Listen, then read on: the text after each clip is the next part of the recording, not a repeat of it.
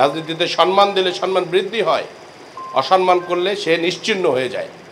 আমি সম্মান দেওয়ার জন্য আসছি, আমি শিবলি সাদিক দেওয়ার জন্য আসছি আপনাদেরকে জাগ্রত হওয়ার জন্য আসছি। আমি এমন এক আওয়ামী লীগ করছেন, আজকে নয় আপনার সন্তান একদিন বলবে যে আমার বাপ ছাত্রলীগের একজন কর্মী ছিল, আমার বাপ আওয়ামী লীগের একজন ইউনিয়ন পর্যায়ের লিডার ছিল।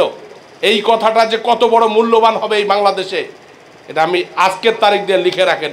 শুরু হয়ে গেছে অলরেডি। হয় মুক্তিযুদ্ধের সপক্ষের শক্তি থাকবে, না হলে ওই পাকিস্তানের প্রেতাত্মারা থাকবে। শেখ হাসিনার সঙ্গে সারা বাংলাদেশের শিক্ষিত সমাজ থেকে শুরু করে আজ আমেরিকার মতো দেশ কি বলতেছে যে 70% মানুষ শেখ হাসিনার। তা আমরা কি এটা পয়সা দিয়ে করছি? শুরু হয়ে গেছে অলরেডি।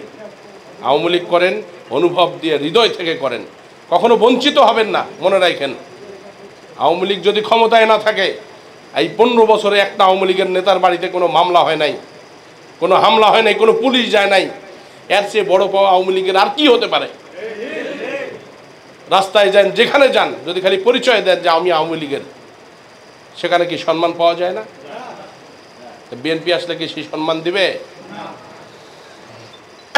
সমস্ত অফিস আদালত সব দখল হয়ে যাবে, মানুষ জিম্মি হয়ে যাবে। 15 বছরের যে হায়নার ক্ষুধার্ত পেট নিয়ে বসে আছে তারেক জিয়া, যদি কোনোভাবে ক্ষমতায় আসতে পারে, আমরা তো অত্যাচার করলাম না, মায়ের কোলে রাখছি, এই ভাদুরিয়াতেই দেখতে পারবেন রক্তাক্ত অবস্থা। আপনাদের সকলের মঙ্গল কামনা করছি এবং সর্বোপরি বঙ্গবন্ধুর আদর্শ শেখ হাসিনার চেতনাকে ধারণ করে জাগ্রত হওয়ার আহ্বান রাখছি আমি আপনাদের কাছে।